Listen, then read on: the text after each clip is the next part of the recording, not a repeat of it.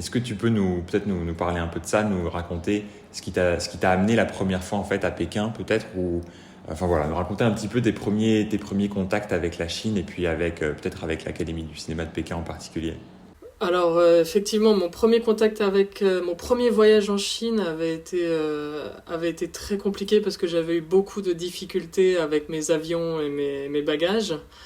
Ça, je me rappelle beaucoup. C'était quelque chose qui allait finalement symboliser un peu beaucoup mon séjour en Chine. C'était passer un peu son temps à résoudre beaucoup de problématiques, mais à travers en fait le fait de passer par des périodes difficiles, c'était aussi à chaque fois rencontrer de très bonnes personnes. Et finalement, ça laisse des souvenirs humains très profonds et ça crée des amitiés aussi très profondes. Mon premier voyage en Chine, j'avais 19 ans. J'ai voulu prendre l'avion, il y a eu une tempête à Paris, ce qui fait que j'ai loupé mon premier avion. Je devais aller à Chengdu avec un changement à Pékin, donc je loupe mon avion, je dois en prendre un autre. Évidemment, le deuxième avion que je dois prendre, il n'y avait pas les informations, je crois, de l'équipage qui avait été transmis. Donc l'avion veut pas décoller au bout de 45 minutes. Après finalement l'avion veut bien décoller, mais au moment où je rentre dans l'avion, il y a une dame chinoise juste à côté de moi qui se fait arrêter par la police dans l'avion et qui se fait évacuer, menotter. Je réussis enfin à prendre l'avion, j'arrive avec 12 heures de retard à Pékin. J'ai aucune nouvelle de où est ma valise, si elle est à Paris, si elle est partie ou quoi. Et je me rappelle, il y a une dame que j'ai appelée un peu mon ange de Pékin, qui m'a aidé, qui était dans le même avion que moi, une chinoise, et qui m'a aidé à trouver un autre vol, à réussir à avoir un deuxième vol gratuit pour aller à Chengdu, qui était ma destination finale. Elle m'a laissé son numéro. Plusieurs mois après, elle m'avait aussi hébergé chez elle à Pékin. Et en fait, elle m'a aidé comme ça sans me connaître. J'étais un parfait inconnu. Elle a vu que j'étais dans la détresse. Elle parlait parfaitement français. Moi, à l'époque, j'étais encore dans la phase d'apprentissage du chinois. Et donc, en ajoutant un peu le sentiment de panique, c'était assez compliqué de pouvoir me débrouiller. Donc, elle m'a aidé. Elle a réussi à faire en sorte que j'ai un deuxième billet d'avion. J'ai pu ensuite me rendre à Chengdu. J'avais, je crois, une vingtaine d'heures de retard, sachant que à Pékin aussi, il y a eu une tempête au moment où mon vol a voulu partir, donc on a dû prendre encore du retard. J'arrive enfin à Chengdu, où c'était les parents d'une amie à moi qui m'hébergeaient pendant un mois pour un premier voyage, on va dire, de découverte de la Chine.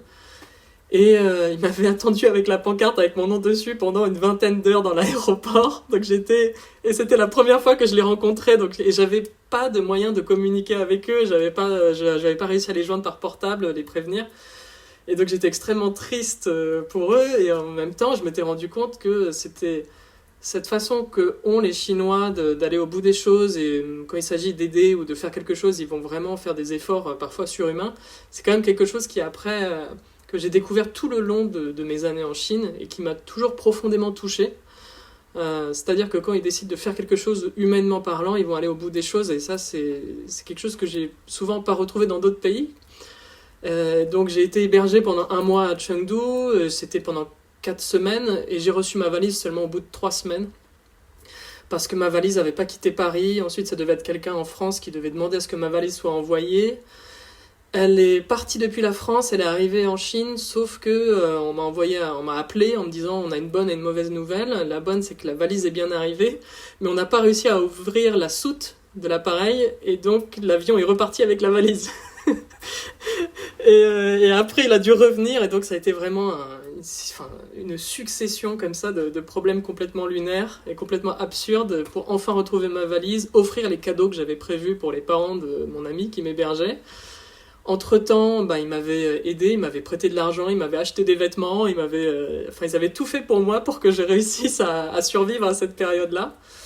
Et finalement, j'ai eu un peu des soucis similaires quand je suis reparti en Chine un an après, où là c'était pour m'installer, pour étudier à l'université de Wuhan. Et j'avais bêtement perdu ma carte bancaire. Et à cause de ça, je m'étais retrouvé sans moyen de paiement. Et pendant des semaines, voire plusieurs mois, beaucoup de Chinois m'ont aidé, m'ont hébergé, m'ont prêté de l'argent, m'ont aidé à m'installer. Et beaucoup de gens en fait que je venais juste de rencontrer. Et ça m'est arrivé que des inconnus m'hébergent parfois pendant 2 semaines chez eux, alors que je les avais tout juste rencontrés dans un café. Et je dois avouer que ça, c'est quelque chose qui m'a profondément touché, et que j'ai vécu seulement en Chine. C'est-à-dire que j'ai pu aller dans d'autres pays comme la Corée ou le Japon ou d'autres pays en Europe. Et c'est vrai que les Chinois ont cette hospitalité qui m'a toujours profondément ému, je dois le dire, et qui est assez exceptionnelle. Donc effectivement, ma première expérience de la Chine a été au départ assez compliquée, j'ai envie de dire, techniquement parlant. Mais grâce à ça, j'ai pu développer des liens très forts avec les gens que j'ai rencontrés et certaines personnes qui sont encore mes amis aujourd'hui. Et donc c'est une forme d'amitié que j'ai découverte là-bas et que j'avais finalement pas vraiment connue en France. Il y a certains types de liens d'amitié que j'ai pu sceller, on va dire, avec des personnes en Chine que j'ai jamais pu connaître en France. En fait, rien de vraiment similaire. C'est quelque chose d'assez subtil et d'assez particulier. Mais finalement, oui, ces successions de difficultés sur le moment étaient difficiles, mais aujourd'hui deviennent de très bons souvenirs pour moi, finalement. Donc aucun regret de ce côté-là, et ça m'a appris aussi qu'on pouvait toujours trouver des solutions quand on avait des problèmes et qu'on pouvait toujours se débrouiller. Et cet optimisme dont peuvent faire preuve les Chinois est quelque chose qui m'accompagne encore aujourd'hui. Quand je rencontre des difficultés dans ma vie professionnelle ou personnelle, finalement cette philosophie chinoise de toujours trouver des solutions, de toujours réussir à se débrouiller, et aussi d'apprendre à faire appel à l'aide des autres et ensuite en retour aider ces personnes qui nous ont aidés d'abord, c'est quelque chose qui aujourd'hui est très utile dans ma vie. Ouais. Effectivement, ouais, on pourrait dire yo banfa. Il y a toujours, il y a toujours une façon de rebondir. Et puis, c'est vrai que peut-être c'est quelque chose, je sais pas, je suis loin d'avoir la même expérience de l'Asie que toi, mais peut-être qu'en Chine, ce qui particularise la Chine, c'est peut-être le fait qu'il y a cette notion de collectif peut-être encore plus importante que dans les autres pays, avec ce soutien mutuel. On peut être potentiellement tous dans le même bateau, donc on se serre les coudes. Et puis peut-être d'autant plus, je ne sais pas quel est ton regard là-dessus, mais peut-être d'autant plus quand on est face à un étudiant européen qui vient faire l'effort, qui vient dans une démarche de découverte, qui a déjà un petit peu des bases de chinois. J'imagine que ça c'est typiquement le genre de choses qui doit aussi aider à allumer un peu la première étincelle. Oui, c'est vrai que le fait d'apprendre le chinois et d'avoir cet intérêt pour la langue et la culture a toujours été extrêmement bien vu et moi m'a toujours aidé, m'a toujours ouvert énormément de portes.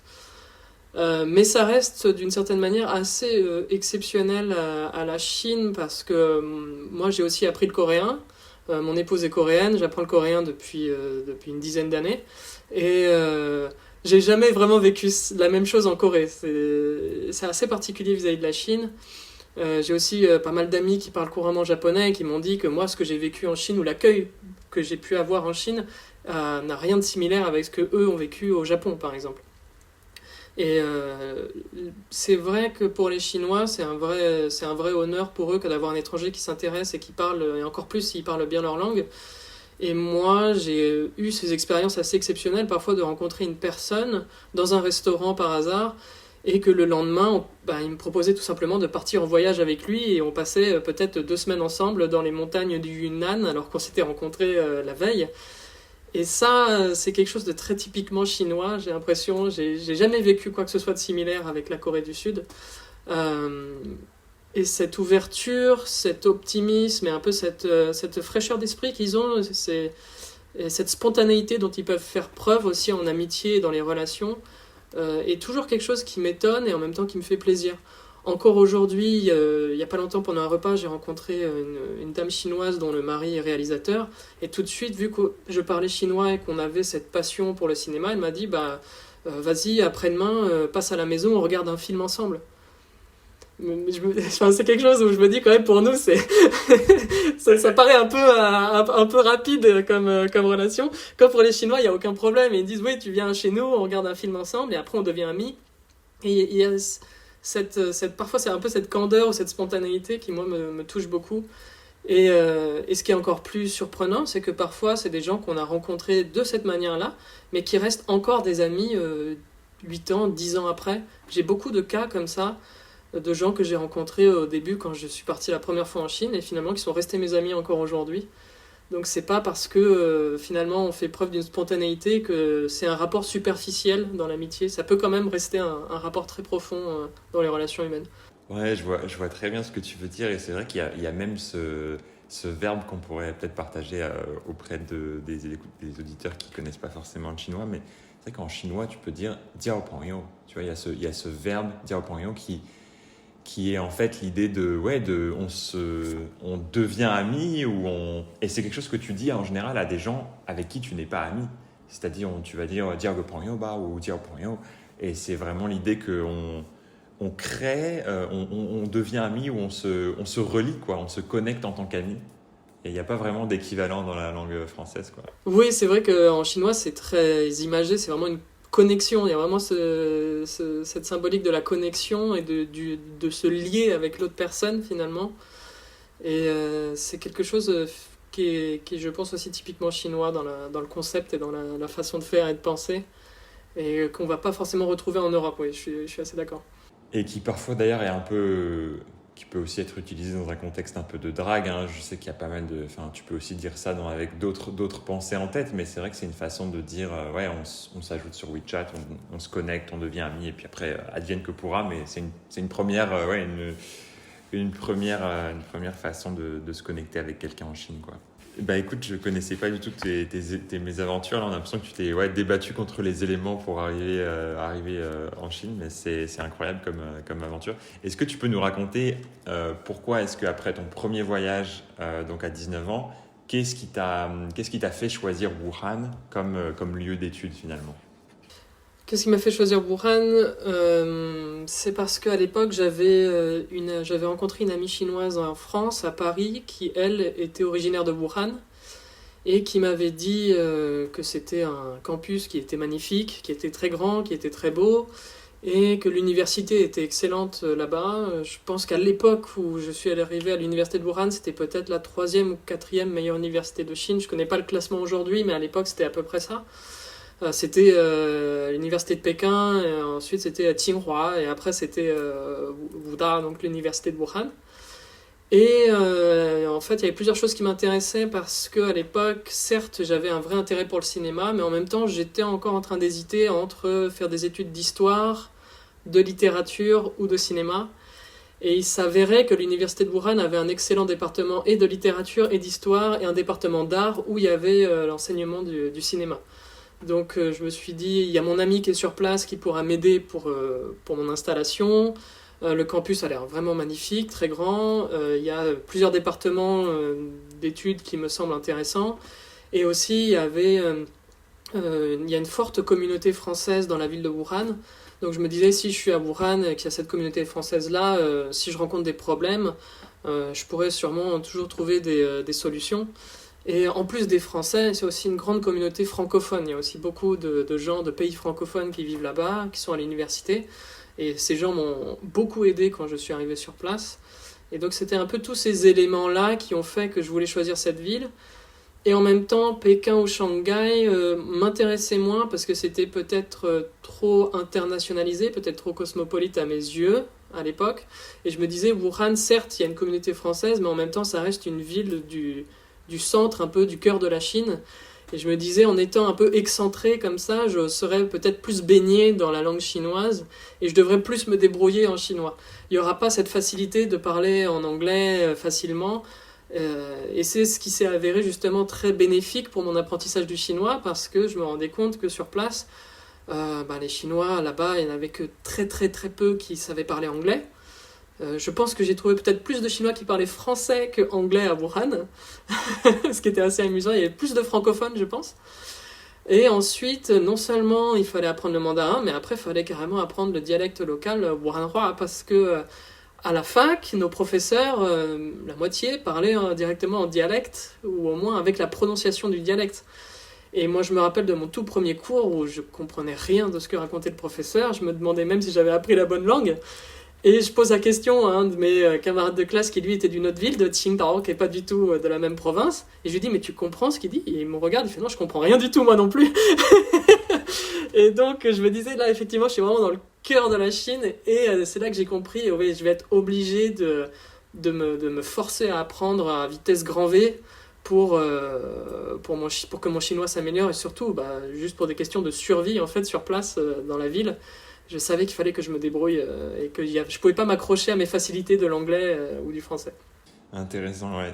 Juste pour revenir sur cet élément de la communauté francophone et puis plus largement de l'histoire un petit peu de cette ville de Wuhan, est-ce que tu peux nous expliquer en quelques mots comment est-ce qu'on explique historiquement cette présence française dans cette ville en Chine, qui est pour rappel, qui est, comme tu disais, qui est au centre de la Chine, c'est-à-dire comment est-ce qu'on pourrait placer ça sur une carte pour des gens c'est complètement à l'ouest de Shanghai. Et on est quasiment à équidistance entre Canton, Hong Kong et Pékin, finalement. Ouais. On est quasiment à équidistance, on est en plein centre de la Chine. Ouais. C'est ça, donc à peu près à la hauteur de Shanghai, mais vraiment dans les terres, on pourrait dire presque au centre de la Chine. Et la présence française sur place, elle remonte. En fait, il y avait une concession. Wuhan était une concession française pendant la période coloniale suite aux guerres de l'opium. Il y a encore certains bâtiments de l'époque coloniale, surtout construits dans les années 20-30, qui restent sur place. Je me rappelle une fois, j'avais été très surpris. J'étais dans le cœur historique de Wuhan avec des bâtiments coloniaux en style français. Il y avait encore une plaque marquée en français où c'était marqué Banque indo-chinoise. Et j'étais très marqué parce que je disais la plaque n'a pas été retirée, donc finalement les Chinois ont voulu la garder pour peut-être sa valeur historique ou patrimoniale. Et c'était des quartiers où il y avait encore des villas de type colonial, des bâtiments, pareil, des banques et des bâtiments de l'administration française de l'époque qui étaient là. Donc finalement il y a eu cette période coloniale de présence française. Et ensuite, ça a été surtout à partir des années 70, si je ne me trompe pas, où il y a eu les premières installations, après le début des rapports, de l'établissement des rapports diplomatiques entre la France et la Chine. Il y a eu l'installation d'usines Peugeot-Citroën à Wuhan. Et aujourd'hui, il y a 3 districts à Wuhan. Il y a Wuchang, Hankou et Hanyang, qui sont les 3 districts. Et Hanyang, c'est vraiment le district où on retrouve toutes les usines PSA, Peugeot-Citroën. Et c'est pour ça qu'il y a beaucoup d'expatriés français qui vont aller travailler sur place. Et finalement, ça représente une bonne partie de l'industrie de la ville, cette collaboration avec la France. À tel point que à l'époque, la quasi-totalité des taxis de la ville de Wuhan étaient des Citroën, c'était des Citroën Élysée, c'était des Citroën seulement fabriqués en Chine, qu'on retrouve seulement en Chine et qui n'existent nulle part ailleurs, qu'on ne peut pas acheter en France, et qui avaient été fabriqués pour les taxis de la ville de Wuhan. Et on retrouvait même des voitures assez étranges, par exemple des Citroën 206, donc c'est comme une Peugeot 206, mais avec le sigle Citroën devant. Et donc voilà, on retrouve un peu des sortes de spécificités locales. Et la grande présence française s'explique beaucoup du fait de la relation économique entre la France et cette ville, le fait qu'il y ait ces usines qui soient implantées sur place. Et c'est pour cela qu'à l'époque où j'étais, je ne sais pas si ça a changé, mais le département d'études françaises de Wuhan était considéré comme le meilleur de Chine. Et donc il y avait aussi l'enseignement du français dans l'université de Wuhan était très réputé. C'est pour ça que la plupart du temps, les Chinois qui étudiaient le français en Chine se déplaçaient jusqu'à Wuhan pour l'apprendre ou pour passer leurs examens. Aujourd'hui encore, quand je rencontre des Chinois qui sont francophones et qui ont appris le français en Chine, très souvent, c'est des gens qui sont passés par Wuhan, par l'université de Wuhan, ou alors qui sont passés par d'autres instituts de langue française, mais à Wuhan. Donc cette présence est assez ancienne des Français sur place et c'est une implantation assez profonde, je dirais. D'où le fait que finalement on retrouve plus de Chinois francophones qu'anglophones dans cette ville.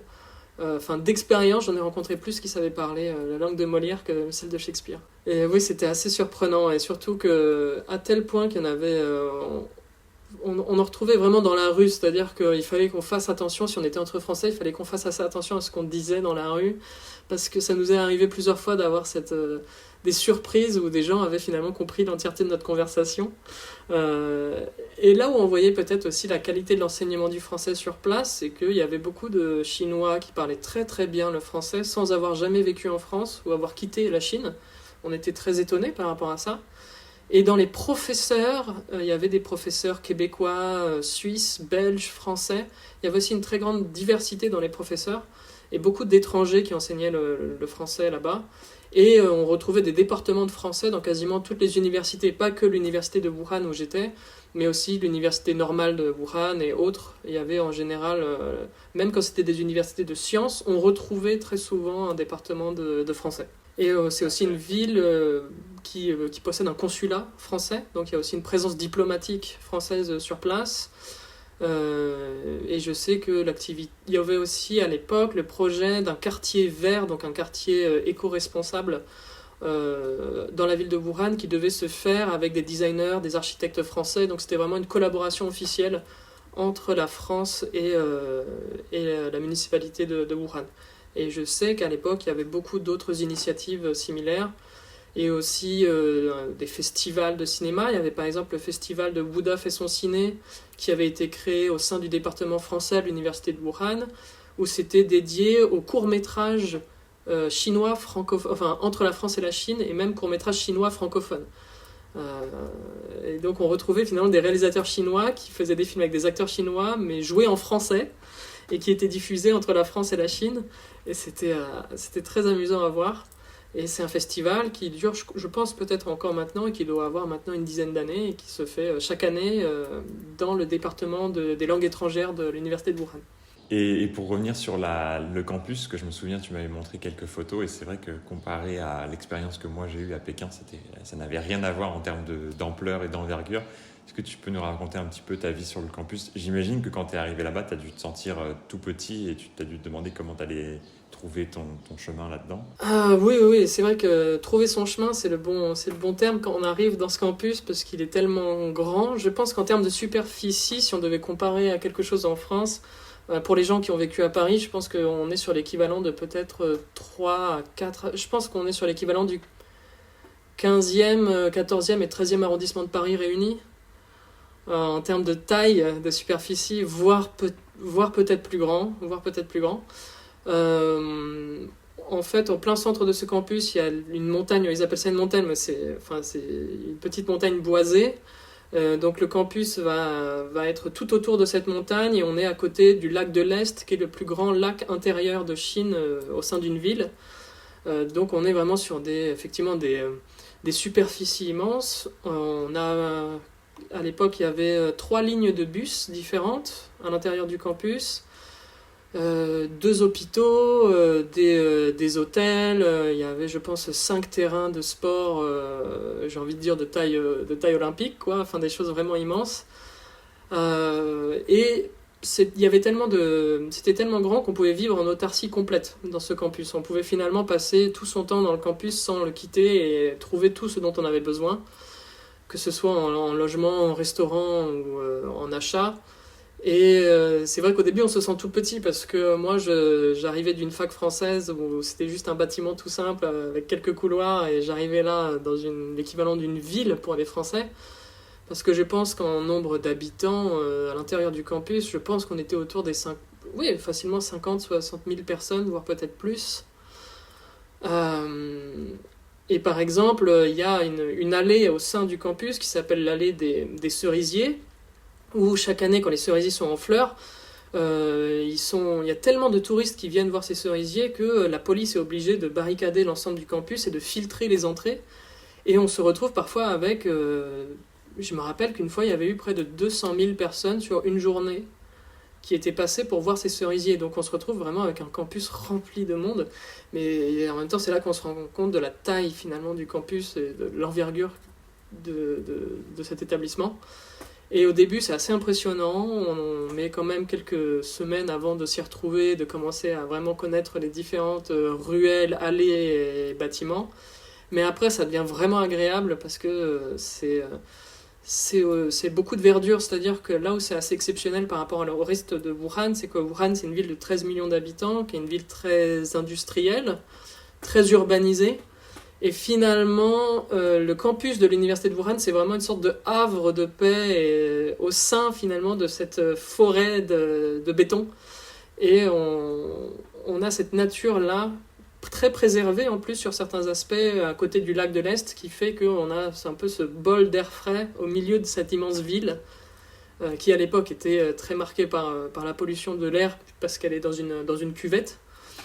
Et donc il y avait ce côté très agréable de se retrouver un peu dans ce havre de verdure. Comme condition de travail quand on est étudiant, c'est quand même une très bonne expérience. Et c'est donc là que tu as commencé petit à petit à suivre des cours de scénario? Oui, c'est ça. Alors moi, la toute première année en Chine, je m'étais inscrit au département de littérature. Et donc, j'avais deux types de cours. J'avais des cours, en même temps, j'étais aussi au département international où je suivais des cours de mise à niveau de langue. Donc, j'avais vraiment des cours purement de langue où là, j'étais avec d'autres étudiants étrangers. Et en parallèle, je suivais des cours de littérature contemporaine et j'avais quelques options de littérature classique où là, j'étais avec les étudiants chinois. Et là, c'était à l'époque pour valider la fin de ma licence que j'avais débutée en France à Paris Diderot. Et en fait, je pouvais faire une sorte d'équivalence et terminer mon diplôme en Chine. Parce que justement, il y avait des accords entre les universités françaises et celles de Wuhan. Il y avait des facilités comme ça administratives. Donc j'ai pu terminer ma licence en Chine et avoir un double diplôme entre Paris Diderot et l'université de Wuhan. Et c'est là vraiment que j'ai beaucoup progressé dans mon apprentissage de la langue chinoise. Et c'est aussi à cette époque où j'étais encore en train d'hésiter. J'hésitais entre faire un master continu en littérature. Je voulais peut-être me spécialiser en littérature chinoise contemporaine ou alors faire de l'histoire, parce que ça m'intéressait aussi énormément. Ou alors faire du cinéma, parce qu'il y avait le département d'art de Wuhan qui proposait un master en écriture scénaristique qui avait l'air à l'époque très intéressant, et ça l'a été. Et en fait, je suis parti vers un master en écriture scénaristique parce que, à l'époque, je me disais, des sinologues français qui sont déjà très compétents, il y en a beaucoup. Et je me disais, est-ce que moi, je vais vraiment faire une différence finalement? Parce qu'il y a certains sinologues qui sont des gens, moi j'en avais rencontré, qui étaient nés en Chine, qui avaient grandi, peut-être passé les 18-20 premières années de leur vie en Chine, qui maîtrisaient le chinois à un niveau vraiment exceptionnel, et qui finalement avaient toujours un peu baigné dans la sinologie. Quand moi, c'est quelque chose que j'avais commencé, entre guillemets, sur le tard vers mes 20 ans. Et je me disais, comparé à des pontes comme ça de la sinologie, je me disais finalement, est-ce que je vais réussir à rattraper mon retard des gens qui, à 25 ans, traduisaient déjà des textes de chinois classique. Enfin, je me disais, bon, je sais pas si je vais pouvoir apporter grand-chose au monde de la sinologie, de façon, on va dire, humble. Mais je me disais, si j'apprends à écrire des scénarios en Chine, je pense qu'un scénariste français écrivant des scénarios en chinois doit pas y en avoir beaucoup. Et je me disais déjà, il y a l'intérêt pour ce monde du cinéma, pour la langue chinoise et pour le fait d'apprendre à devenir scénariste. Et en même temps, je me disais, ça va me faire apprendre le chinois de façon très concrète et ça va beaucoup m'aider. Donc finalement plusieurs aspects comme ça pris en considération ont fait que je me suis tourné vers le master d'écriture scénaristique. Et j'ai pas du tout regretté parce que ces années d'études aujourd'hui, oui, je pense que c'est vraiment parmi mes années les plus heureuses de ma vie parce que j'étais le seul étudiant étranger de tout le département d'art de l'université de Wuhan. Donc j'ai été très chouchouté, on va dire, et par les gens de l'administration, et par mes professeurs, et par mes camarades de classe, qui étaient tous évidemment très curieux de voir débarquer comme ça un Lorway, un étranger parmi eux. Donc j'ai été très très bien accueilli et ce qui me plaisait aussi à travers ça, c'était de pouvoir vraiment découvrir un autre mode de pensée. Je voulais vraiment me mettre dans la peau des Chinois pour écrire des scénarios qui se passaient en Chine avec des personnages chinois. Et je me disais, j'avais vraiment envie de faire un peu table rase de tout ce que j'avais pu apprendre avant en Occident et essayer d'aborder des sujets de société ou d'autres sujets dans mes scénarios sous l'angle d'une pensée chinoise ou sous l'angle d'un Chinois contemporain. Et me mettre comme ça à leur place, c'était pour moi quelque chose de très rafraîchissant, de très passionnant. Et ça me permettait de mieux comprendre aussi les problématiques du pays, leur façon de penser, parce que il y avait des cas concrets que je devais traiter dans un scénario et je devais réfléchir, mais comment est-ce qu'un Français ferait, comment est-ce qu'un Français réagirait ou parlerait dans cette situation-là, et ensuite comment un Chinois, lui, le ferait. Et je me rappelle que le tout premier scénario de long métrage que j'avais écrit dans le cadre de mes études, ma directrice de master m'avait dit « ton scénario, il est vraiment très bien ». Mais par contre, le vrai problème, c'est que là, tes personnages qui sont chinois, en fait, un chinois ne réagirait jamais comme ça, ou ne parlerait jamais comme ça face à ce type de situation. Et je me suis dit, bah, c'est très intéressant parce que ça veut dire que c'est pas parce que je parle la langue et que je peux écrire un scénario en chinois que je les connais vraiment foncièrement. Et je me suis dit, bah, ça veut dire qu'il y a une autre couche d'effort que je dois atteindre finalement. Parce qu'il faut que j'aille plus en profondeur dans ma découverte de leur façon de penser, de leur univers. Et je me suis dit, d'accord, il va falloir vraiment que je fasse des efforts pour mieux les comprendre. Et c'était pour moi le défi qui était le plus stimulant à mes yeux et qui faisait que j'avais envie d'avancer dans mes études. C'était vraiment un apprentissage sur plein de niveaux parce qu'en même temps que je perfectionnais mon chinois, j'apprenais à écrire des scénarios et en même temps j'apprenais à découvrir vraiment en profondeur une autre société, une autre culture et finalement quelque chose que j'avais encore jamais fait dans ma vie malgré le fait que depuis tout petit j'ai beaucoup voyagé, mais c'était la première fois que je faisais l'expérience d'une manière aussi profonde d'une culture aussi différente de la mienne. Ouais, je vois très bien ce que tu veux dire et c'est quelque chose qui me fascine. Et je vais essayer de partager un exemple avec toi et tu vas me dire si ça te semble pertinent. Euh, Par exemple, tu vois, je me souviens d'une conversation avec une fille chinoise où on était sortis dîner un peu dans le cadre d'un date, tu vois. Et puis elle m'avait demandé Ni hui zuo fan ma? Ni hui bu hui zuo fan? Et tu vois, moi, étant jeune apprenant de mandarin, j'avais vu zuo fan, je connaissais, tu vois, c'est typiquement le genre de mot de vocabulaire que tu apprends assez tôt, à faire à manger, tu vois. Et puis, bah, zuo, donc le verbe zuo, c'est donc faire, et fan, c'est littéralement le riz, enfin, ou plutôt le repas, tu vois, on pourrait traduire, voilà, littéralement faire à manger.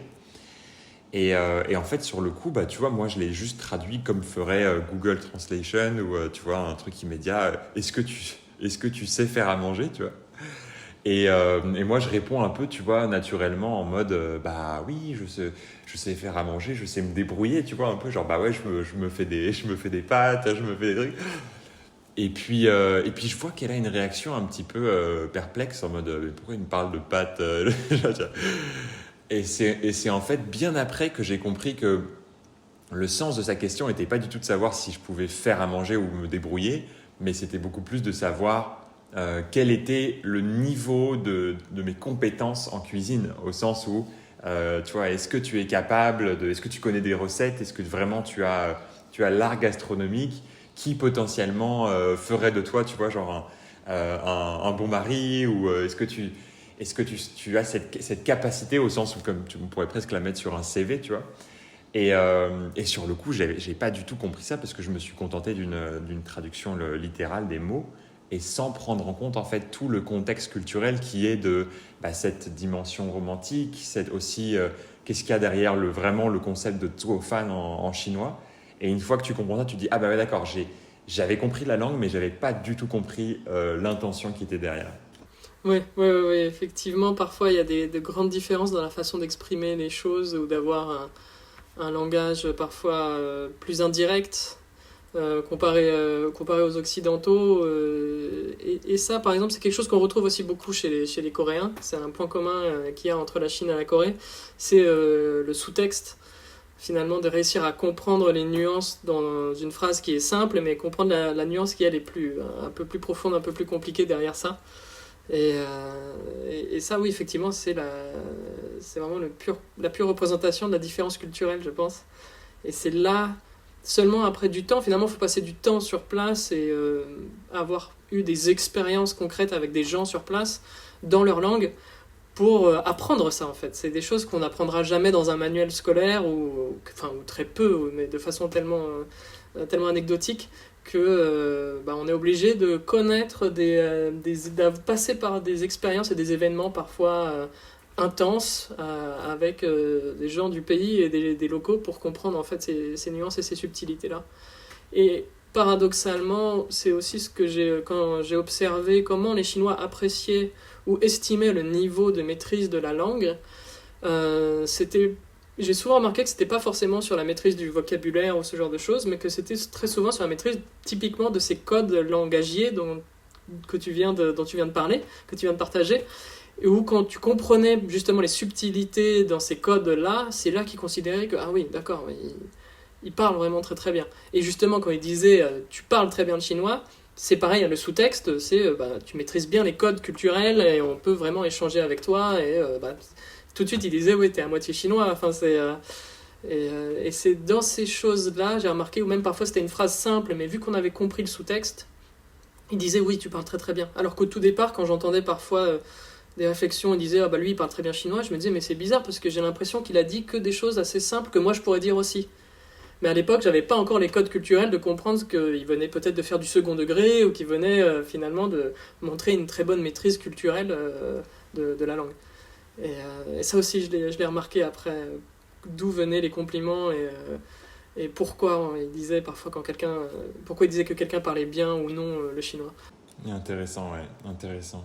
Même le mot parler, en fait, a différents sens. Exactement, ouais, exactement. Il y en a beaucoup, il y a des sens très, très, très, très différents. Hein. Et alors, est-ce que tu peux nous raconter un petit peu, justement, pour reprendre l'exemple de ton scénario, j'imagine que les personnages de ton script avaient peut-être des réactions qui étaient calquées sur toi, soit peut-être les choses que tu aurais imaginées d'une réaction chinoise, ou peut-être tout simplement d'une réaction d'un personnage en tant que personnage de film, donc sans prendre en compte sa nationalité.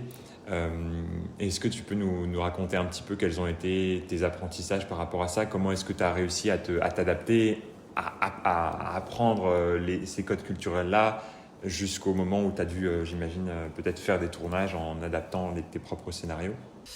Oui, c'est-à-dire que une des premières choses qui m'a marqué dans l'écriture de scénario par rapport à comment décrire la psychologie ou la réaction d'un personnage, c'était le concept d'objectivité et de subjectivité. C'est-à-dire que en France et en Occident, de façon assez générale, on va avoir tendance à, je ne sais pas si c'est peut-être l'éducation humaniste ou cartésienne, mais on a cette tendance à vouloir aborder les problématiques de façon très objective, et parfois même dans le cadre des relations personnelles avec la famille ou les amis. Je me rappelle d'avoir rencontré des cas où j'étais avec des amis chinois, et peut-être il se passait un problème, on avait un conflit avec quelqu'un dans la rue, moi, ça m'arrivait de dire, bah attends, objectivement, le problème, c'est toi qui a commencé, mais on va essayer de trouver une solution, et j'essayais juste d'apaiser des deux côtés, et tout de suite, je me mettais un petit peu comme arbitre de la situation, en disant, bon, on va apaiser la situation, c'est vrai que c'est quand même toi, peut-être, qui l'a invectivé un peu trop fort au départ, donc voilà.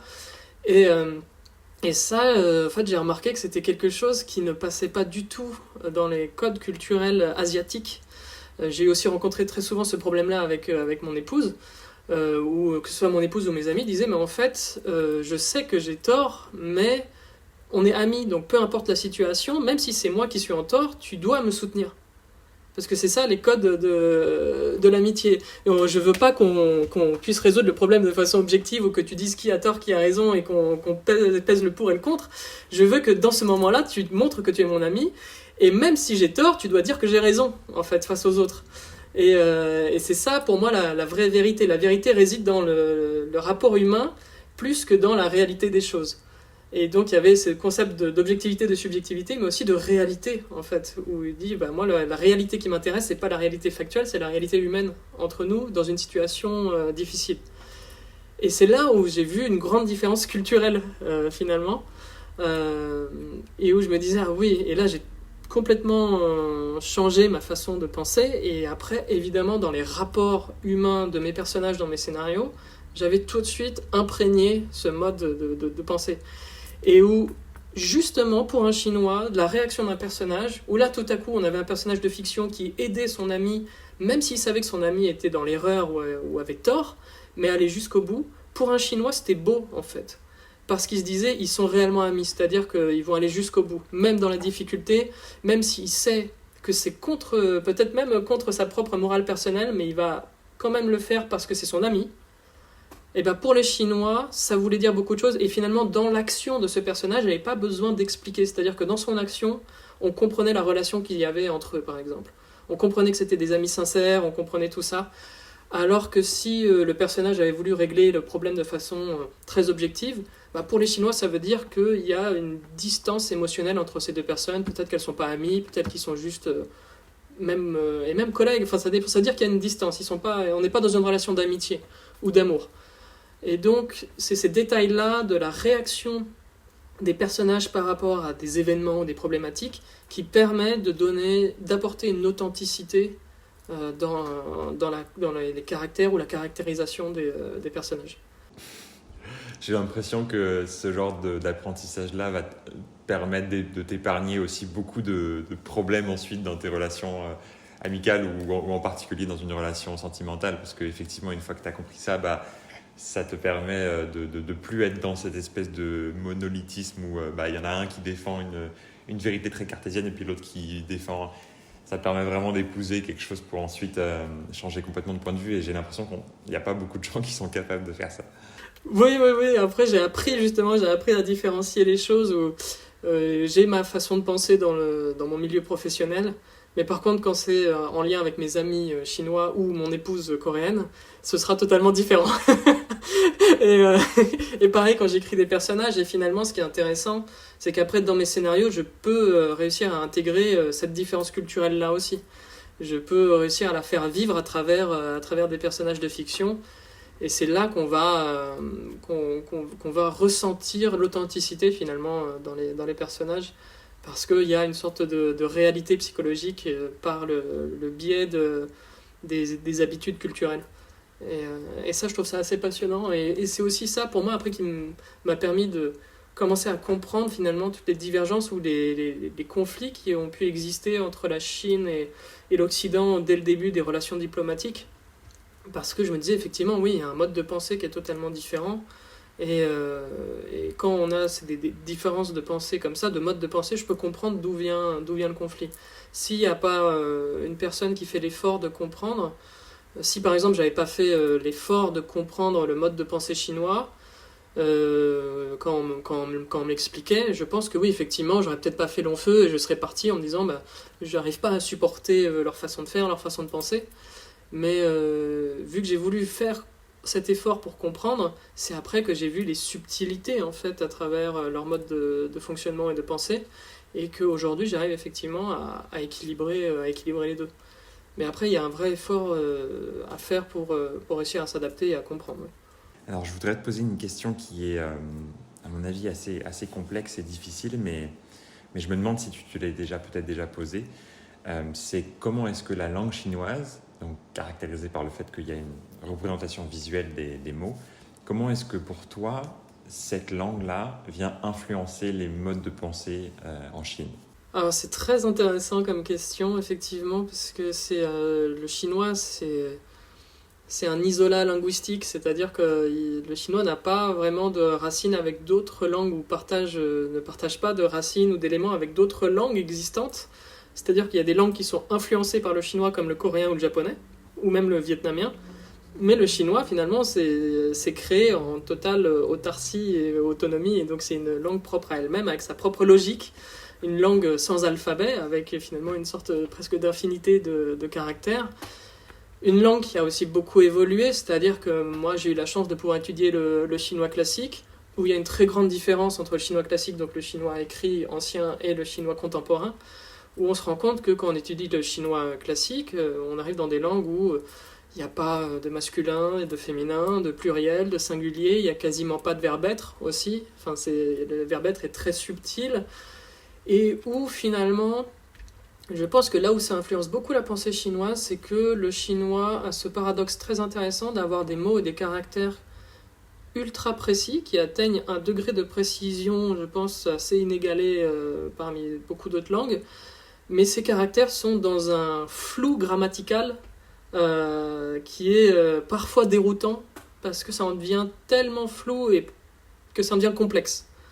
Par exemple, le chinois classique est une langue d'interprétation, c'est-à-dire que traditionnellement, les textes anciens, les grands classiques chinois, se transmettaient d'un maître à un autre avec l'interprétation du texte qui était transmise oralement.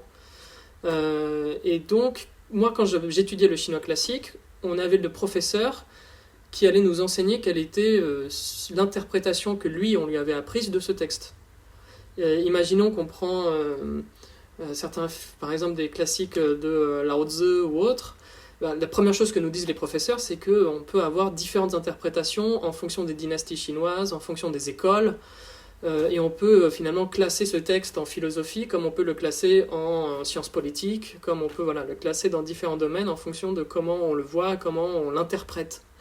Et il disait, même aujourd'hui, les interprétations qu'on a aujourd'hui, on n'est même pas à 100% sûr de savoir si c'est le sens qu'avait voulu en donner l'auteur à l'origine. Parce que ce flou grammatical fait qu'on est obligé d'interpréter ce qui est dit et on peut avoir 15 traductions ou versions ou interprétations différentes. Et je me rappelle que quand on étudiait le chinois classique, on avait toujours le texte en chinois classique avec en dessous la traduction en chinois contemporain, mais parfois on avait même les différentes interprétations en fonction de différents auteurs dans l'histoire de Chine. On disait on pouvait en avoir 4, 5 différentes, et parfois un même texte en chinois classique pouvait avoir un sens et son opposé selon l'interprétation. Donc, on est dans un mode de pensée où interpréter les choses et les contextualiser pour mieux les comprendre est extrêmement important. Et donc, on est dans une culture où le non-dit, ou le sous-texte, ou l'entre-ligne est aussi important que ce qui est écrit. Et donc, dans leur façon de faire, de penser, effectivement, il y a beaucoup de choses qui doivent être comprises par l'interlocuteur sans même qu'on ait besoin de les dire. Et moi, je le remarque aujourd'hui dans le milieu professionnel. Ça arrive très souvent que quand on nous confie une tâche à faire, il y a aussi peut-être 3, 4 ou 5 autres tâches qui sont aussi à faire, mais qui sont en sous-texte finalement, où on doit naturellement comprendre qu'on doit aussi les faire. Mais qui ne seront pas forcément formalisées comme on peut le faire parfois en Occident. On dit 1, 2, 3, 4, c'est comme ça qu'il faut faire. En Chine, même parfois c'est une forme de politesse, on dit bon, il va comprendre par lui-même qu'il faut aussi faire ça, je veux pas non plus trop lui dire de choses à faire ou lui donner d'ordre, mais cette capacité à comprendre le sous-texte est vraiment cruciale pour pouvoir travailler et vivre avec les Chinois. C'est aussi quelque chose qui existe beaucoup en Corée du Sud, où ils ont même un mot pour ça qui s'appelle le nunchi. Avoir le nunchi, c'est avoir cette capacité à comprendre ce qu'il y a entre les lignes. Et donc, c'est aussi cette capacité à comprendre quand non veut dire oui, quand oui veut dire non, ce genre de choses. Parce que dans la pensée chinoise ancienne, et ça vient vraiment de la pensée chinoise ancienne, parce que la Corée est un pays extrêmement influencé par le confucianisme et le taoïsme. C'est quelque chose qui est très très partagé par les deux pays. Cette capacité de comprendre le non-dit est aussi importante que la capacité à comprendre ce qui est écrit. Par exemple, il y a le classique des mutations en chinois qui s'appelle le I Ching, qui est un des tout premiers textes anciens chinois, et c'était pour de la divination, où on utilisait ce qu'on appelait les bagua, qui sont les traits continus et discontinus. On a 8 traits, et en fonction de la succession de traits continus ou discontinus, on arrive à lire dans l'avenir, etc. Et le caractère le plus important parmi l'ensemble, enfin le sigle le plus important parmi l'ensemble des sigles, je ne sais plus combien il y en a, je crois qu'il y en a 64 ou quelque chose comme ça, ou 63, et ben c'est le seul qui n'est pas dans le livre. C'est-à-dire qu'il y en a un bagua qui s'appelle Sien, qui est un peu l'équivalent de l'éternité, quelque chose comme ça, et qui est le seul qui n'est pas écrit dans le livre. C'est-à-dire qu'en fait, il faut avoir fait l'ensemble des combinaisons possibles pour se rendre compte qu'il en manque une. Et c'est celui-là qui est le plus important. Et ça, c'est très chinois. Mais il faut avoir fait cet effort-là pour comprendre ce qui... Et cette chose-là, le fait que la chose la plus importante soit justement celle dont on ne parle pas, ou qui n'est pas formalisée, est très fondamentale dans la culture chinoise. C'est pour ça que moi j'avais voulu utiliser cette logique-là dans un de mes scénarios, où c'était une histoire policière avec un meurtre, et en fait la seule chose, le meurtre était l'élément principal de l'histoire, mais c'était justement la seule chose qu'on ne montrait jamais. Et on ne voit rien du meurtre, on ne voit ni le lieu du crime, ni ce qui s'est passé, et en fait on ne fait que comprendre ce qui s'est passé à travers les récits, mais aussi les rêves des différents protagonistes qui ont été liés de près ou de loin, de façon directe ou indirecte, à ce meurtre. Et donc à la toute fin, c'est au spectateur de se faire une idée de ce qui s'est passé réellement. C'est au spectateur d'essayer d'avoir sa propre interprétation, comme toujours, des événements. Et à chaque fois, finalement, la chose la plus importante du film est celle dont on ne parle pas, qu'on ne montre pas, mais qu'on comprend à travers les réactions des personnages, leur vie, leur psychologie, leurs rêves et leurs interactions entre eux. Et donc j'avais essayé un peu d'appliquer cette logique-là, ce qu'ils appellent un peu le vide médian, qui est le vide central qui permet, où autour de tout est régi autour de ce vide, et c'est ce vide qui fait vivre les choses en fait. Et cette notion du vide, qui est très aussi taoïste, est extrêmement importante pour les Chinois. Et donc j'ai essayé d'appliquer une sorte de logique philosophique chinoise dans la structuration même de mes scénarios. Et quand en Occident, parfois on va dire, dès la première scène, on aborde de façon frontale l'événement, le climax du scénario. Parfois on fait ce choix, on commence par le climax, etc. On montre tout de suite tout. Ou alors on arrive à la fin vers cet élément qu'on va révéler.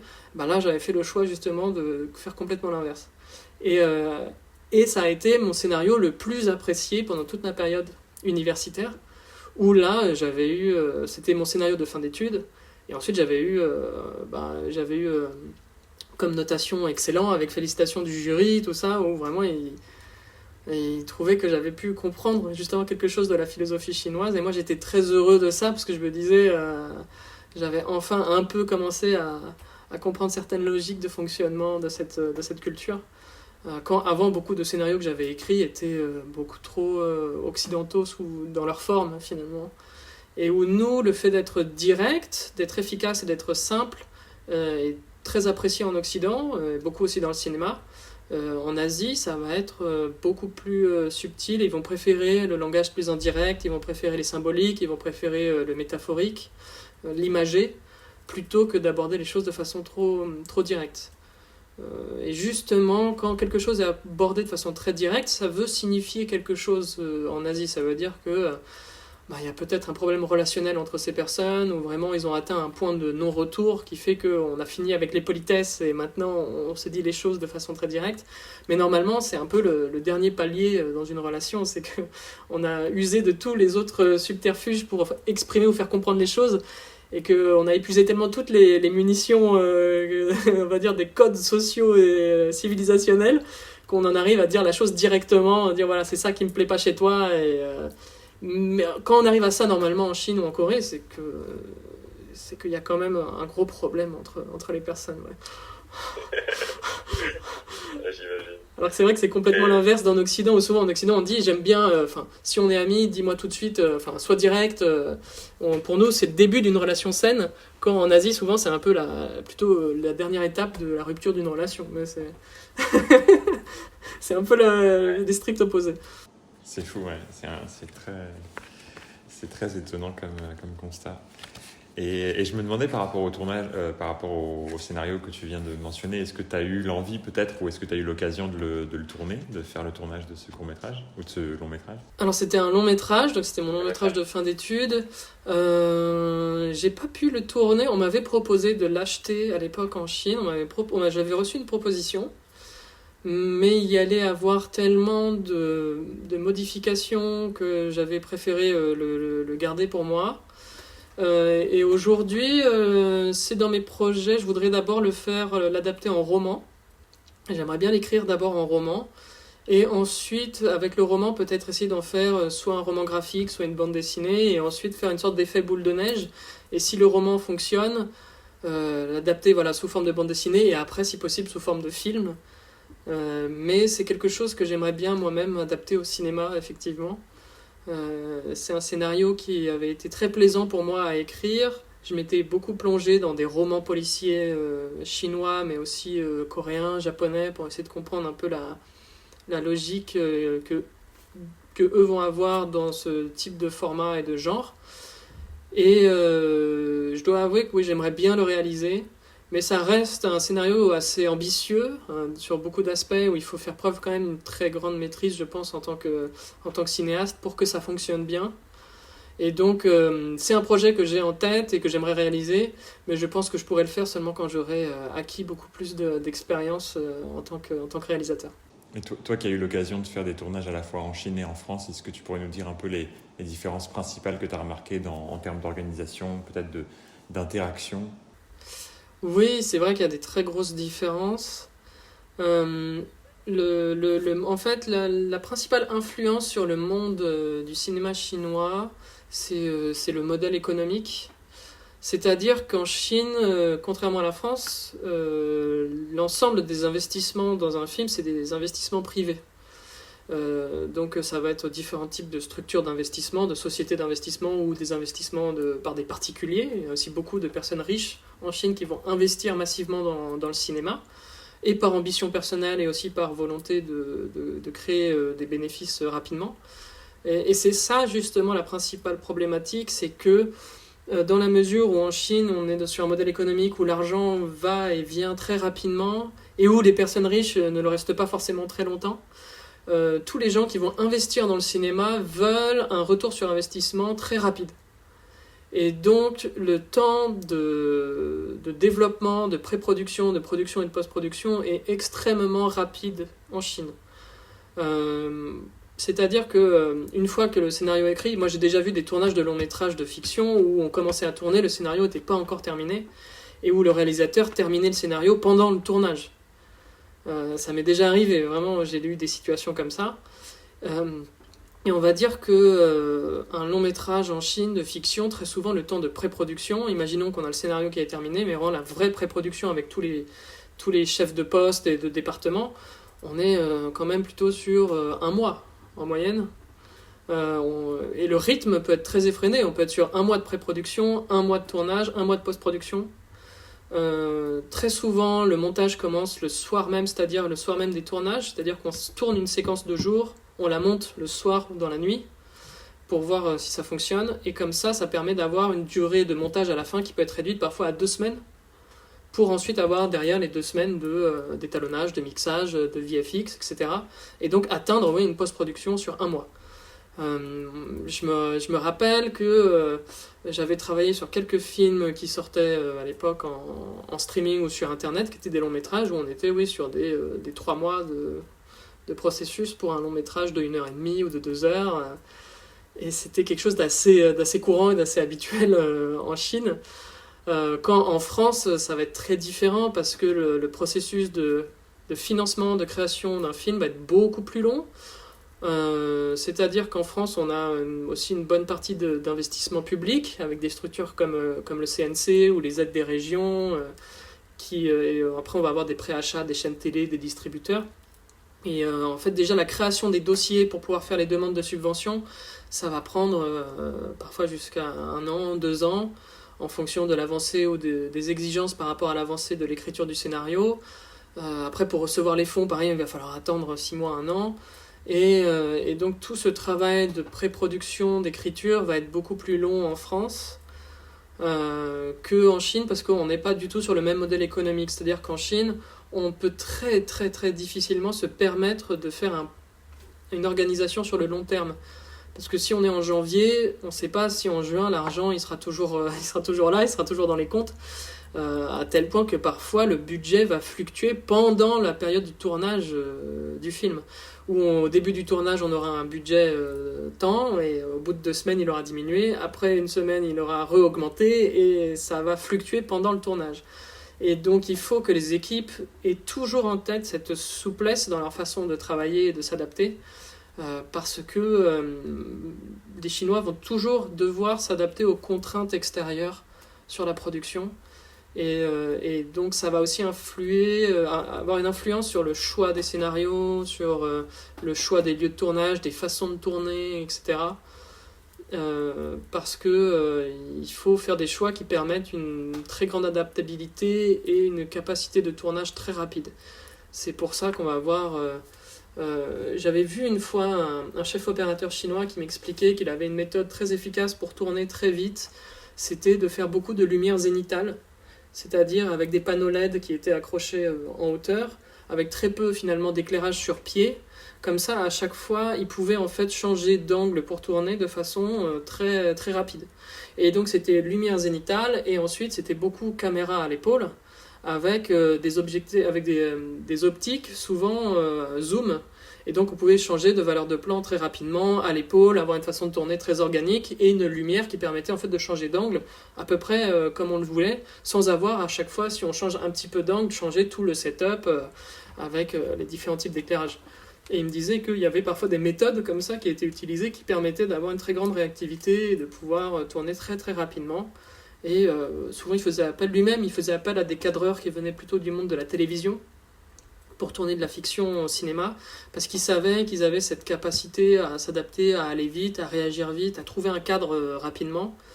Et donc les réalisateurs aussi, dans la mesure où les fonds sont souvent privés, les réalisateurs et les producteurs ont aussi beaucoup de contraintes de la part des financeurs qui parfois vont changer d'idée en fonction de l'évolution de la société chinoise, qui vont dire que ça serait peut-être bien de changer le scénario pour plutôt mettre ça, ou aller tourner dans tel endroit, etc.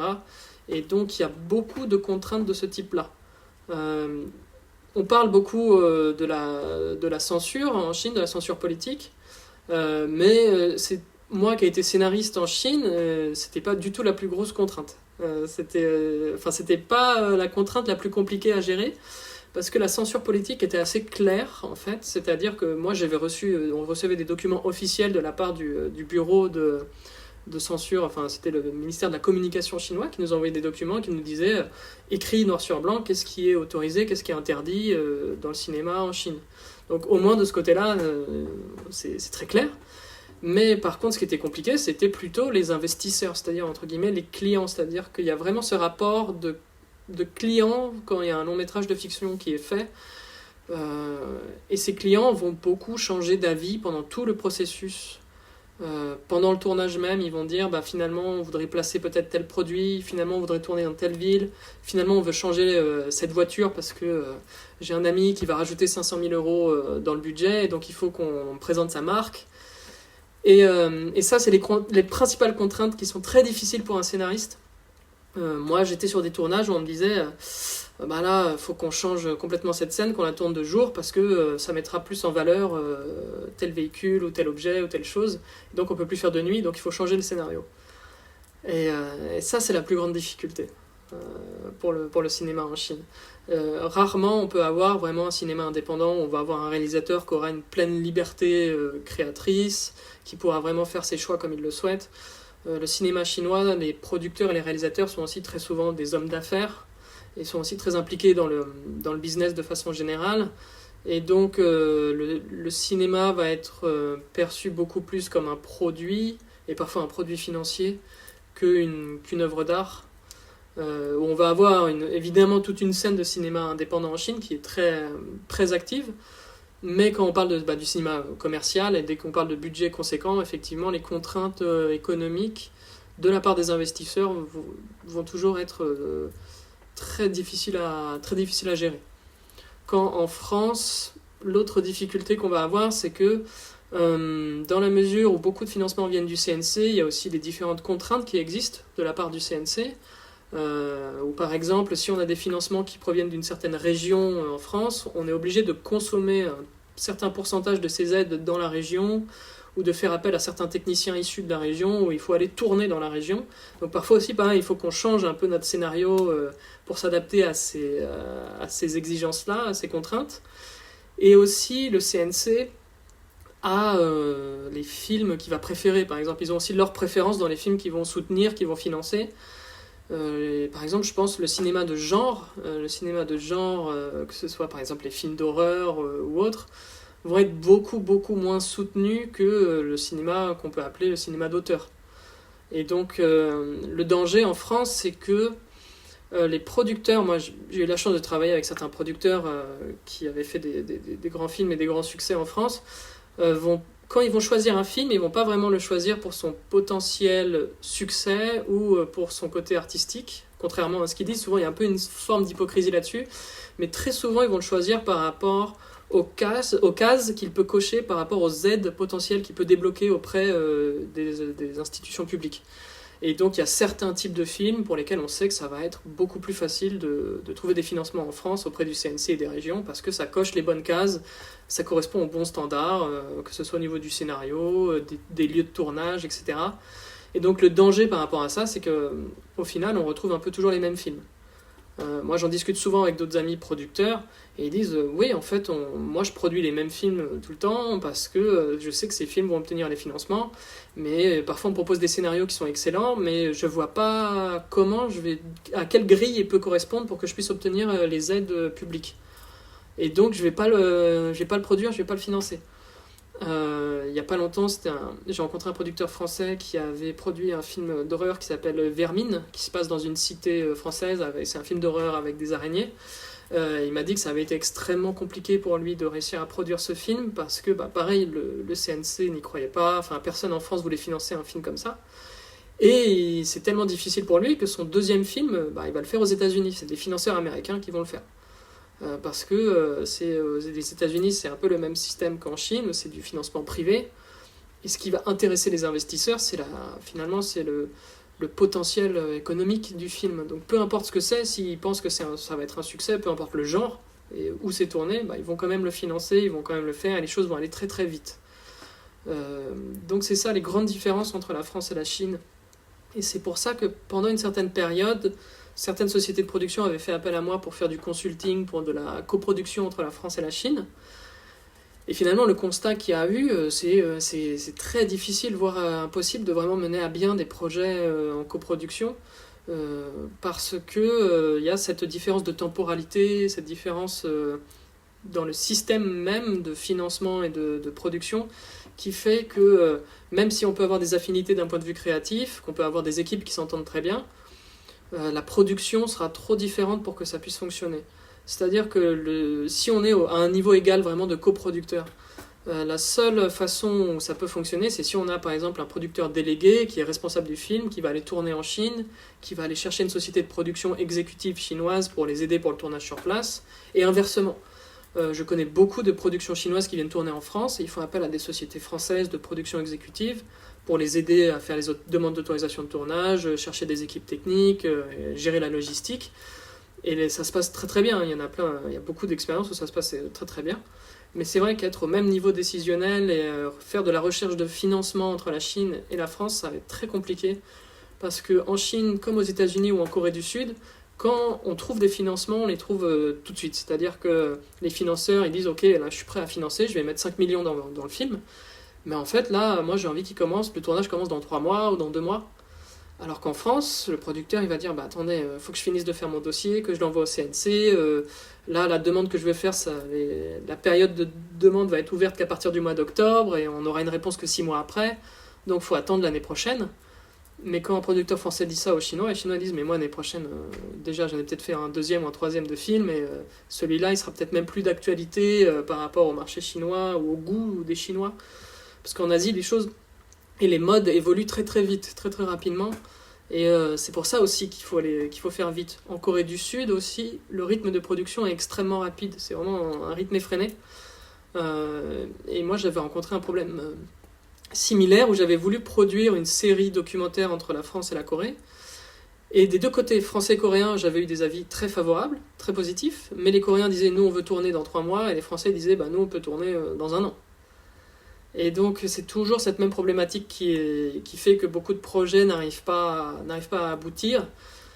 Et aujourd'hui, il y a eu quand même un gros retour en arrière vis-à-vis des coproductions entre la France et la Chine. Il y a des projets qui se font, mais ça va être plutôt faire un film de thématique chinoise en France, financé par la France, tourné en France, ou alors un film avec un réalisateur chinois ou des membres d'équipe français qui va se passer en Chine, qui va être financé et qui sera diffusé là-bas. Mais je dirais que la collaboration aujourd'hui, elle est plutôt au niveau des membres d'équipe, au niveau des créateurs, des créatifs, que vraiment au niveau structurel et financier. Où là, beaucoup de sociétés françaises ont vraiment arrêté un peu d'avoir ces velléités vis-à-vis du marché chinois. Je me rappelle aussi de la société EuropaCorp à une époque qui voulait s'installer en Chine et finalement ils ne l'ont pas fait. Et plein d'autres sociétés françaises comme ça qui voyaient que structurellement c'était compliqué quand même de mettre en œuvre des coproductions à niveau égal. Ouais, je comprends. Et par rapport justement à toi, ces années où on t'a sollicité sur plein de domaines différents, est-ce que tu pourrais nous dire à l'heure actuelle quels sont tes projets futurs et ceux qui te tiennent le plus à cœur et ceux que tu as le plus envie de concrétiser ? Oui, alors moi j'ai pas mal de projets essentiellement en lien avec l'Asie, avec la Chine et la Corée, avec ces deux pays en particulier. Aujourd'hui, après avoir travaillé dans des projets de fiction, des projets d'animation et de documentaire, c'est quand même beaucoup le documentaire qui m'intéresse. Et surtout avec la Chine, parce que la Chine est un pays très rare en Asie, c'est-à-dire que le monde du documentaire est très développé en Chine. Que ce soit le documentaire des chaînes de télévision ou le documentaire indépendant. Par exemple, il y a très peu de pays dans le monde qui produisent beaucoup de documentaires pour le cinéma, avec une distribution en salle. Par exemple, au Japon, il n'y en a quasiment pas. C'est vraiment, il y en a un peu, mais c'est vraiment pas beaucoup. En Corée du Sud, c'est quasi inexistant, c'est-à-dire que j'ai essayé de monter des projets de documentaires cinéma avec la Corée du Sud où vraiment tout le monde me disait, mais littéralement personne ne voudra financer ça parce que personne va aller voir un film documentaire en salle en Corée du Sud. Il n'y a pas du tout cette habitude qui existe. Au Japon, un petit peu plus, mais ça va être beaucoup plus anecdotique. Mon premier long métrage documentaire était une coproduction franco-japonaise, c'était le portrait d'un sculpteur japonais. Et il est sorti en France en salle et il a eu un très beau succès. Il est sorti dans une quarantaine de salles à peu près. Au Japon, alors que c'était le pays où j'avais tourné le film et d'où était issu l'artiste, j'ai fait 3 salles. Donc c'est beaucoup plus anecdotique et là où la France et la Chine se rejoignent, c'est sur cette passion du documentaire. Moi, le tout premier film documentaire sur lequel j'ai travaillé, c'était un film documentaire de cinéma de 1h30, c'était le portrait d'un clown dans la ville de Wuhan. Moi j'avais travaillé comme caméraman et aussi un des producteurs sur le projet. Et ensuite le film était sorti en salle en Chine et ça avait rencontré un très très beau succès parce que bon, c'est la Chine, mais ça avait fait environ 2 millions d'entrées au cinéma. Donc on est quand même sur des gens qui se déplacent pour aller voir ce type de film. Et je sais que les universités ensuite diffusent beaucoup de films documentaires. Et moi-même, quand je participais à des festivals en Chine, le documentaire avait une place quand même très importante. Beaucoup de cinéastes chinois vont faire de la fiction et du documentaire. Et aujourd'hui, même au sein des récompenses internationales dans le monde, le documentaire chinois quand même a une place très importante. C'est un des pays qui a reçu le plus de récompenses dans le monde du documentaire, la Chine. Je sais qu'ils ont reçu aussi des Oscars pour le meilleur film documentaire. Dont un qui avait été tourné à Wuhan, qui s'appelle Votez pour moi. C'est sur une école primaire où des élèves qui doivent élire leur délégué de classe. Et un peu la guerre qui se passe entre différents élèves de la classe pour qui va devenir le délégué. Et en fait, ça devient une vraie campagne politique au sein d'une école primaire. Et ce film est exceptionnel, il a eu l'Oscar du meilleur film documentaire, et c'est vraiment excellent. Et ça, en Chine, on a aussi des réalisateurs comme Wang Bing, par exemple, qui fait des films de cinéma qui sont très intenses, très profonds. Et c'est très ancré dans le paysage cinématographique chinois. C'est très présent. À Cannes, je pense quasiment chaque année, on va voir débarquer des films documentaires chinois, alors qu'on va plutôt voir des films de fiction coréens. Et donc ça, c'est une grande différence. Donc pour moi, aujourd'hui, je développe beaucoup de projets avec la Chine. Il y en a plusieurs que j'aimerais faire. Il y en a un, c'est le portrait de plusieurs photographes d'art chinois, photographes indépendants. Des gens que j'ai connus en Chine et que j'aimerais bien suivre dans un film documentaire pour présenter un peu une sorte de paysage de la photographie en Chine aujourd'hui. Parce que pour moi, c'est un lieu aussi en termes de photographie qui est un lieu extrêmement intéressant, parce que la Chine, c'est un pays en plein bouillonnement, en plein dynamisme, en pleine évolution et en plein développement. Donc il y a beaucoup de choses à voir. D'une ville à l'autre, on est sur de grandes disparités finalement, et même au sein d'une ville. Quand j'étais à Wuhan, c'était une ville en construction permanente avec des chantiers de partout. Et donc, moi, j'avais des amis qui me disaient, il y a 15 ans, on était encore sur des routes en terre battue et des pousse-pousse. Et après, moi, quand je suis arrivé, on était sur des routes à 3 voies, à 3 niveaux, avec des immeubles de 35 étages qui poussaient en quelques semaines. Et donc, d'un point de vue de documentaire, de documentariste ou d'un point de vue de photographe, c'est des lieux, pour moi, c'est un pays idéal pour ça. C'est littéralement un pays où on peut avoir énormément d'inspiration, énormément de sujets à traiter. Et donc il y a des portraits comme ça de photographes chinois que j'aimerais bien faire. Je suis aussi sur la production d'un film avec un réalisateur chinois sur le tout premier hôpital pour animaux en Chine. qui est en train de se créer, parce que c'est aussi un film sur la toute nouvelle culture des animaux de compagnie en Chine. C'est quelque chose qui, jusqu'à présent, était assez anecdotique.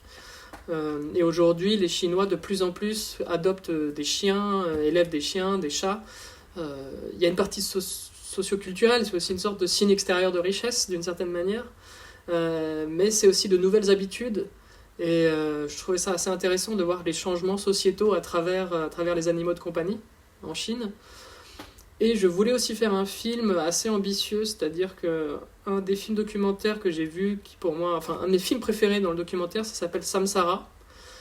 C'est un film américain qui a été tourné dans, je crois, 25 pays pendant environ 5 ans. Et en fait, ils ont tourné avec une caméra pellicule 70 mm. Et ils ont fait que filmer des paysages, des villes et des scènes du quotidien pendant toutes ces années, et ensuite on ne voit que défiler des images d'un pays à l'autre de ces scènes du quotidien, sans aucune narration, et toutes les images sont juste accompagnées de musique. Et c'est un film de 1h30 qui est d'une beauté assez bouleversante, et que moi j'ai toujours beaucoup aimé, qui est vraiment magnifique, et on se laisse prendre finalement dans la dynamique du film, et j'avais envie de faire quelque chose de similaire en Chine. J'avais envie de pouvoir réussir à poser mes caméras dans plein d'endroits en Chine pendant je ne sais pas combien de temps, avoir toutes les saisons possibles et les paysages possibles, pour essayer de transmettre un peu une sorte de kaléidoscope de la Chine d'aujourd'hui. Et ça, c'est un projet que j'aimerais beaucoup faire, ainsi qu'un documentaire sur un couple de Chinois qui ont, il y a 10 ans, commencé le projet de replanter, de reboiser, reverdir le désert de Gobi, et qui ont planté des dizaines de milliers d'arbres, et qui sont en train de recréer finalement une forêt au milieu du désert. Et donc il y a différents sujets comme ça que j'aimerais bien développer en documentaire. Je vois que tu as du pain sur la planche, plein de projets, c'est génial. Dans un dernier temps, on a la fameuse étape des recommandations. Donc là, tu nous as cité Samsara. Il y a eu aussi Voter pour moi, documentaire qui a obtenu un Oscar il y a quelques années. Est-ce qu'il y a d'autres choses qui te viennent en tête? Alors, c'est pas forcément du cinéma, ça peut être dans n'importe quel domaine. Mais si tu as des envies de partage avec les auditeurs, n'hésite pas.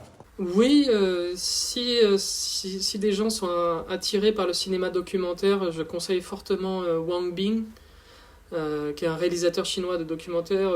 Aujourd'hui, je considère que c'est, je pense, le meilleur réalisateur de documentaires en Chine, et un des meilleurs dans le monde, vraiment, enfin, sans exagération, il est vraiment très fort.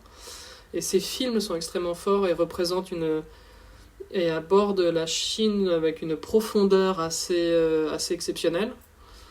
Ensuite, si on veut, en tant que francophone, si on veut découvrir la pensée chinoise, pour moi, un des meilleurs auteurs, c'est François Chung, qui est membre de l'Académie française, qui est né en Chine et qui avait quitté la Chine assez tôt, et qui maintenant est en France depuis, je pense, au moins 60 ans, ou peut-être plus, 70 ans, et qui a beaucoup écrit sur la pensée chinoise, sur la poésie chinoise, sur la peinture chinoise.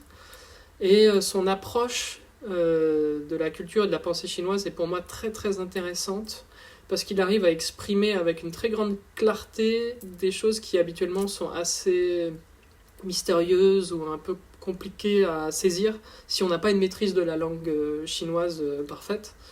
Lui est vraiment ce lien ou ce pont, on va dire, intellectuel et philosophique entre la France et la Chine, et qui permet de clarifier beaucoup de choses sur la philosophie chinoise de façon très, très accessible, je trouve.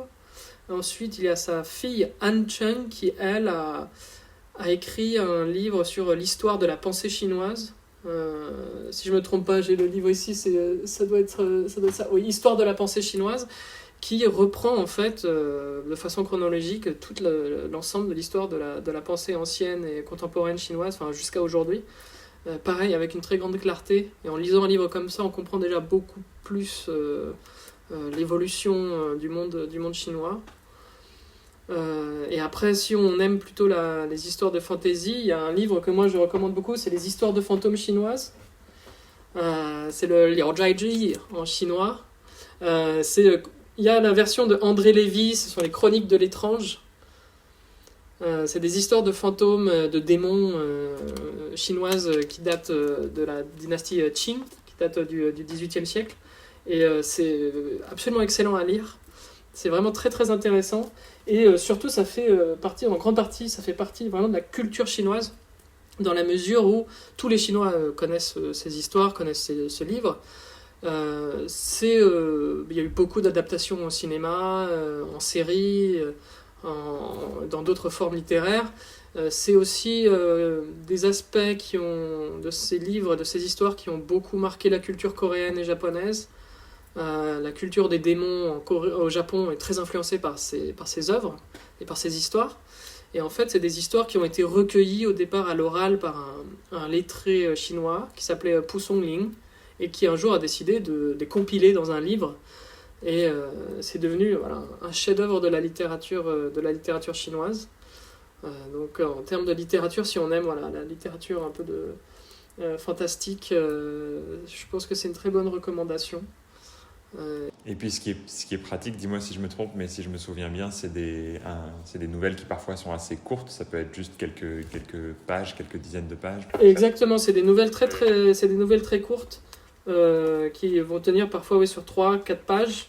Et en plus, on a des versions toujours illustrées, parfois même avec des extraits du texte chinois classique d'origine. On peut trouver différentes versions qui sont intéressantes. Je crois qu'il existe même peut-être des versions bilingues. Mais on entre vraiment dans la culture chinoise ancienne avec des histoires, des contes de l'étrange, des illustrations. Et on est sur une autre sphère de la culture chinoise. Parce que ça permet... C'est beaucoup d'histoires qui viennent du sud de la Chine, parce que traditionnellement, le nord de la Chine est beaucoup plus marqué par le confucianisme et une pensée beaucoup plus, terre-à-terre et rationnelle, et tournée vers l'humain, quand le sud de la Chine a toujours beaucoup plus été tourné vers l'imaginaire, vers la fantaisie, et vers des récits de démons, de monstres, etc. Et donc ça permet aussi de comprendre un peu les différentes sphères qui existent en Chine, et même les hémisphères qui existent entre le nord et le sud de la Chine.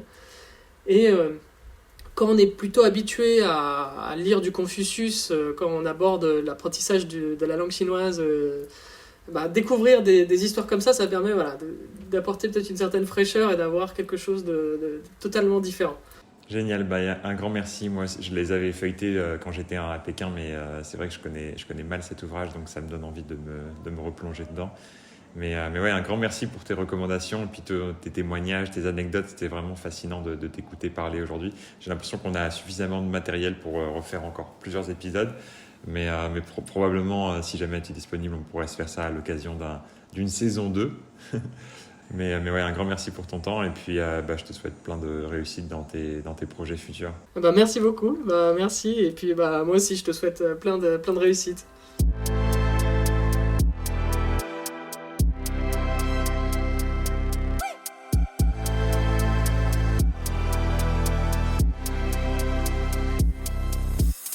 Merci pour votre temps, et si vous avez encore quelques secondes à m'accorder, pensez à mettre une note étoilée à ce podcast. Bonne fin de journée à toutes et à tous, et à bientôt pour un nouvel épisode.